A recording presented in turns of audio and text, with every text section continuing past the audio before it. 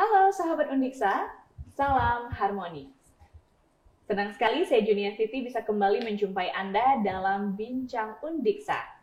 Universitas Pendidikan Ganesha Undiksa memiliki prodi atau program studi ilmu hukum yang berada di bawah naungan Fakultas Hukum dan Ilmu Sosial. Prodi yang satu ini berkomitmen untuk mewujudkan lulusan yang andal dan berdaya saing melalui berbagai strategi yang dimiliki.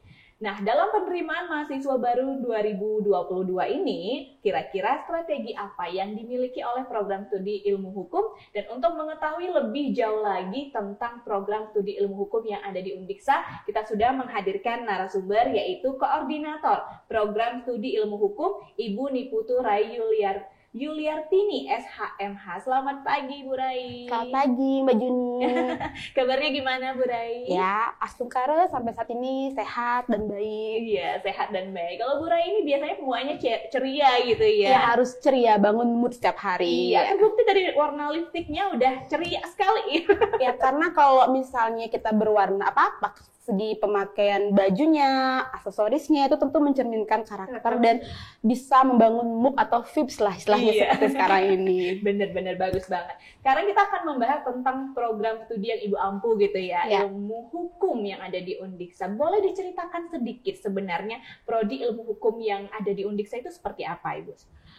Baik, terima kasih Mbak Juni. Jadi program studi ilmu hukum adalah merupakan salah satu program studi baru yang ada dari tahun 2014. Jadi program studi ilmu hukum ini berdiri berdasarkan SK Kemendikbud RI nomor 167/E/O/2014, di mana program studi ini berdiri itu adalah berlandaskan falsafah Trihita Karana untuk mengembangkan teknologi dan iptek di bidang hukum begitu. Oke, jadi sudah dari 2014. Iya, 2014. Oke, bisa dibilang prodi baru gitu ya. Nah, lalu apa sih yang akan dipelajari oleh mahasiswa yang nantinya akan kuliah di ilmu hukum ini? Oke, kalau nanti mahasiswa ikut bergabung atau studi di program studi ilmu hukum, tentunya mereka akan mendapatkan mata kuliah di bidang hukum begitu. Seperti contohnya mata kuliah dasar atau mata kuliah yang standar nasional ya, seperti mata kuliah hukum pidana, hukum perdata, hukum acara pidana,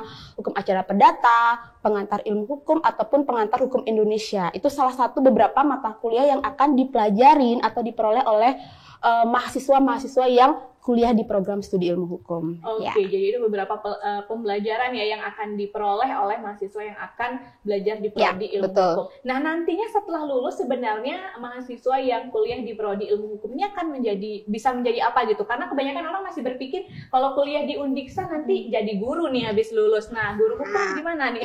Gimana Bu? Mungkin bisa diceritakan sedikit. Ya, itu mungkin walaupun kita berada di LPTK, tetapi ini adalah merupakan sekali lagi mungkin teman-teman di sana supaya lebih mengetahui bahwa program studi ilmu hukum itu adalah program studi yang non kependidikan. Nah, nanti kalau nantinya sudah selesai atau menyelesaikan studinya ya misalnya 3,5 tahun, 4 tahun yang waktu yang normal, mereka akan memperoleh gelar sarjana hukum. Nah, prospek kerjanya juga di luar sana Mbak tidak harus menjadi misalnya seorang lawyer, tapi juga nanti bisa menjadi aparat penegak hukum seperti jaksa misalnya, hakim misalnya, ataupun wirausaha yang di bidang hukum. Nah, jadi kita kita mengajarkan mahasiswa bahwa mindsetnya tidak harus menjadi seorang penegak hukum, tetapi juga bisa nanti membangun wirausaha yang bergerak di bidang hukum seperti itu. Luar biasa, banyak peluang lah betul, banyak peluang peroleh oleh calon mahasiswa yang menempuh pendidikan di program studi ilmu hukum. Nah, bagi mereka yang kuliah di prodi ilmu hukum, fasilitas apa aja sih yang akan mereka nikmati selama berkuliah? Kalau mereka kuliah di sana, fasilitasnya untuk saat ini cukup lengkap begitu, dari ruang kelasnya yang ber-AC, lalu ada LCD-nya, lalu wifi gratis, terus ada perpustakaan. Nah, di kampus kami di Fakultas Hukum dan Ilmu Sosial juga ada perpustakaannya Mbak Juni. Jadi tidak harus ke lembaga lugu supaya terdekat dengan kelasnya. Misalnya ada perpustakaan di Fakultas Hukum dan Ilmu Sosial begitu. Jadi bisa dibilang perpustakaannya ini lebih banyak ya referensi buku-buku hukum. Referensi hukum karena selain ada pengadaan buku dari lembaga, juga ada sumbangan-sumbangan buku dari kolega kami, dari alumni yang menyumbangkan buku, sehingga untuk saat ini ya ketersediaan buku yang nanti menunjang sarana prasarana perkuliahan cukup memadai juga di fakultas kami begitu. Oke, luar biasa. Jadi nggak usah risau dan takut ya mau nyari sumber belajar di mana Iya, nanti, betul. karena sudah disediakan gitu. Iya. Nah, lalu untuk keunggulan yang dimiliki oleh prodi ilmu hukum yang ada di Undiksa itu seperti apa, Bu Rai? Keunggulan program studi ilmu hukum mungkin dibandingkan program studi yang lain ya adalah selain kelas kami ada kelas reguler yang dimana nantinya setelah semester 4 biasanya anak-anak akan diarahkan ke peminatan hukum, seperti ada hukum pidana, ada hukum internasional, lalu ada kenegaraan, dan juga ada satu bisnis keperdataan. Nah, selain itu, selain kelas reguler, kami juga untuk saat ini ada namanya kelas inisiasi, kelas internasional. Mungkin itu bisa dikatakan salah satu kelebihan dari program studi ilmu hukum. Oke, gitu. banyak sekali ya keunggulan yang dimiliki oleh program studi ilmu hukum. Nah, mungkin untuk tadi kan ada beberapa konsentrasi yang ditawarkan. Yang membedakan apa sih, Bu? Kalau boleh tahu sedikit. Artinya di sini membedakan itu adalah kekhususan dari mata kuliahnya, yang nantinya konsentrasi atau peminatan di S1 ini kita mengarahkan anak-anak supaya lebih gampang nantinya ketika akan menyusun skripsi. Nah, begitu. Jadi kan kadang-kadang kalau kita mata kuliah yang terlalu umum banget, bingung nih adik-adik, nanti skripsi mau ngambil apa sih? Nah, kalau udah ngambil peminatan atau konsentrasi itu setidaknya mereka sudah terarah, sudah punya bayangan nanti, oh saya mau ngambil di bidang bisnis begitu, bidang perdata. Adik-adik masuk deh ke peminatan konsentrasi hukum, bisnis, dan keperdataan gitu. Kalau mau ngambil tentang hukum udara dan angkasa misalnya, boleh ngambil konsentrasi hukum internasional. Nah, seperti itu. Lebih memfokuskan lebih memfokuskan biar gitu. Nggak bingung nanti karena terlalu banyak permasalahan. Iya, betul. Karena kan kita masalah hukum seperti Mbak Jun tahu sekarang ini ya banyak sekali yang ada gitu. Biar nggak bingung nanti malah nggak jadi nyusun. Iya, betul, tidak jadi nyusunnya jadinya. Oke, di semester berapa nanti mahasiswa akan diarahkan seperti itu?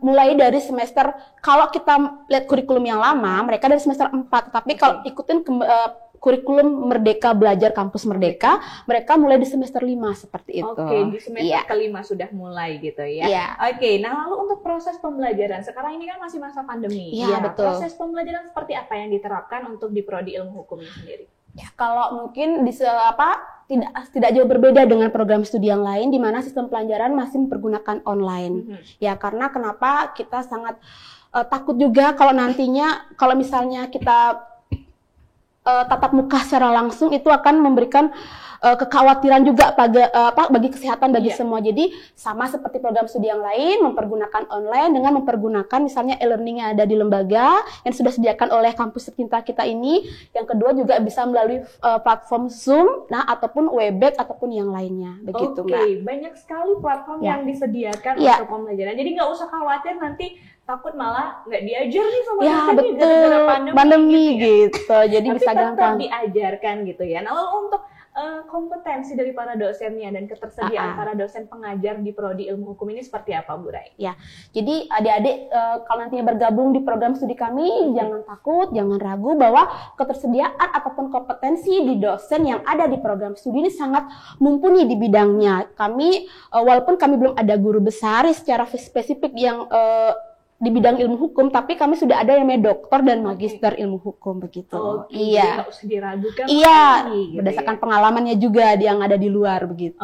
Benar, karena itu semua kan sekarang kembali ke pengalaman ya. Iya, betul. Nah, mungkin bisa ada informasi juga Mbak Juni bahwa di program studi kami ada dosen praktisi yang mengajar dari berbagai instansi penegak hukum ataupun notaris juga ada, dan ada juga dari advokat. Nah, karena apa? Tuntutan Merdeka Belajar sekarang ini mereka kan harus banyak pengalaman prakteknya. Jadi kita juga melibatkan praktisi untuk mengajar di program studi ilmu hukum begitu. Dosen luar biasa itu berarti. Iya, betul, tapi dari praktisinya. Iya, gitu. Langsung ya diajarkan. Iya, langsung gitu. Oke, nah lu siapa saja sih yang boleh melamar di Prodi Ilmu Hukum? Apakah mereka yang merupakan siswa di SMA yang jurusan IPS saja kah? Atau siapa saja boleh melamar? Ya, sampai sejauh ini semua jurusan bisa bergabung di program studi ilmu hukum. Ya. Oke, jadi nggak ada kekhususan. Tidak ada, ya? karena kan itu tadi kita belajar masalah hukum, ya semua orang harus tahu masalah itu. Negara kita negara hukum, jadi sebaiknya ya kita tahu juga aturan apa yang sedang berlaku di negara kita. Gitu. Oke, nah lalu untuk jalur penerimaan yang bisa diambil oleh calon mahasiswa yang akan memilih Prodi Ilmu Hukum di Undiksa ini, jalur penerimaan apa saja, Bu Rai? Jalur penerimaannya itu berupa SNPTN, ada SBMPTN, dan ada SMBJM. Itu ada 3 gitu ya? 3. Oke, nah kalau untuk SNMPTN kan kita sudah berlangsung dari 14 Februari kemarin gitu ya, tapi masih nih berlangsung. Jadi untuk adik-adik yang masih galau gitu ya, ingin kuliah hukum tapi nggak tahu program studi apa yang kira-kira diambil gitu ya, mungkin ilmu hukum nih jadi salah satu prodi pilihan yang tepat gitu ya. Iya, betul sekali Mbak Juni. Nah, lalu untuk prospek bagi calon mahasiswa untuk kuliah di Prodi Ilmu Hukum, apakah ada kemungkinan mereka juga bisa mendapatkan beasiswa nantinya? Sangat mungkin sekali Mbak Juni. Pertama, itu ada bidik misi yang mungkin adik-adik mahasiswa ya, adik-adik siswa SMA sudah tahu bahwa bidik misi salah satu biasa kuliah mungkin ya sekarang. Oh iya, KIP kuliah, betul. Saya ingatnya masih bidik misi Mbak Juni. Ya itu KIP kuliah, bener ya? Iya bener. Itu. Yang kedua, kalau di ilmu hukum ada namanya beasiswa BI, Bank Indonesia, yang setiap tahun pasti akan dicari dan diseleksi siapa yang akan berhak menerima beasiswa dari Bank Indonesia. Lalu ada beasiswa PPA, ada beasiswa rektor. Begitu. Jadi itu ada beberapa beasiswa yang bisa nantinya adik-adik mahasiswa apply untuk mereka mendapatkannya untuk membantu biaya perkuliahannya. Gitu. Peluang untuk mendapatkan beasiswa untuk yang ingin dapat bantuan lah ya selama perkuliahan itu ada banyak sekali sebenarnya disediakan baik oleh dari Undiksanya sendiri maupun dari pihak-pihak luar ya yang lainnya gitu. Nah, lalu prospek lulusan ke depan seperti apa? Apakah sudah ada alumni mungkin yang di luaran sana bukti nyata dari ilmu hukum sendiri? Sangat banyak sekali Mbak Juni. Nah, terutama tahun ini sudah kami mendapatkan informasi bahwa alumni kami sudah keterima 3 atau 4 orang menjadi calon pegawai negeri sipil. Seperti ada yang keterima menjadi analis perkara yang nantinya mereka akan tes menjadi cakim, calon hakim. Yang kedua, kami terima informasi mereka menjadi calon jaksa.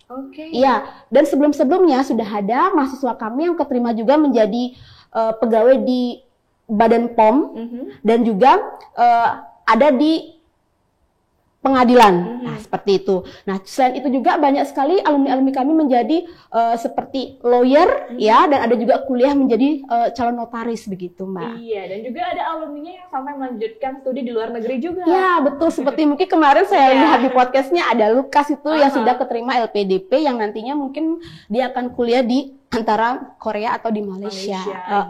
Jadi para lulusannya sudah terbukti lah sudah terbukti. Nggak usah diragukan lagi. Nah, untuk penerimaan mahasiswa di tahun 2022 ini target kuota mahasiswa yang akan diterima oleh Prodi Ilmu Hukum ini berapa, Bu Rai?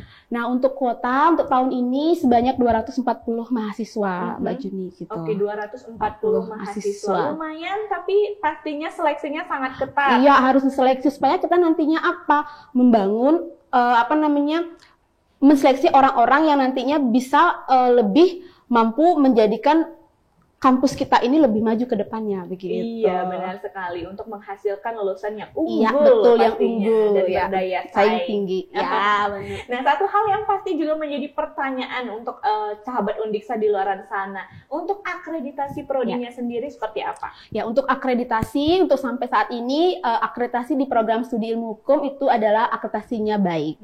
Baik, jadi nggak usah diragukan lagi. Gitu ya. Nah, terakhir mungkin sekaligus closing statement Bu Rai yang bisa disampaikan untuk calon mahasiswa baru gitu ya, calon Ganesha Muda Undiksa, biar nggak usah ragu lagi untuk bergabung di Prodi Ilmu Hukum. Silahkan. Ya, adik-adik semua yang nantinya akan tamat dari sekolah menengah atas yang akan bergabung di kampus tercinta Undiksa, jangan ragu untuk memilih program studi ilmu hukum karena program studi ini satu, biayanya murah, yang kedua tempatnya itu dekat dengan fasilitas umum sehingga kalau adik-adik kuliah di program studi ilmu hukum ya tidak jauh-jauh kemana, mau ke mall dekat ada sebelah, mau tempat makan juga ada sebelah. Jadi jangan ragu-ragu menjatuhkan pilihannya pada program studi ilmu hukum. Oke, Gitu. terima kasih Brai. Ya, sama-sama Mbak Juni. Ya, jadi untuk calon mahasiswa baru ya yang akan bergabung di Universitas Pendidikan Ganesha, tertarik di bidang hukum tapi masih galau menentuin program studi apa, mungkin ilmu hukum ini menjadi salah satu program studi yang bisa kalian pilih untuk melanjutkan studi di Universitas Pendidikan Ganesha. Ada sederet keunggulan yang dimiliki, fasilitas juga sudah memadai, jadi kalian gak usah ragu dan risau lagi untuk menentukan pilihan di program studi ilmu hukum.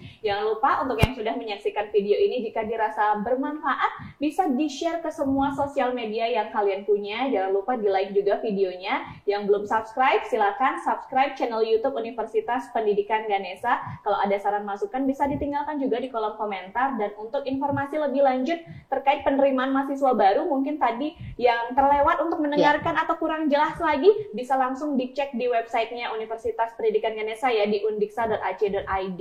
Nah, lalu untuk sahabat Undiksa di luar sana, satu hal yang pastinya nggak akan pernah bosan Juni untuk ingatkan, untuk tetap selalu menaati yang namanya protokol kesehatan karena kita masih dalam situasi pandemi. Kalau begitu, saya Junia Titi pamit undur diri, sampai jumpa dan salam harmoni. Salam harmoni.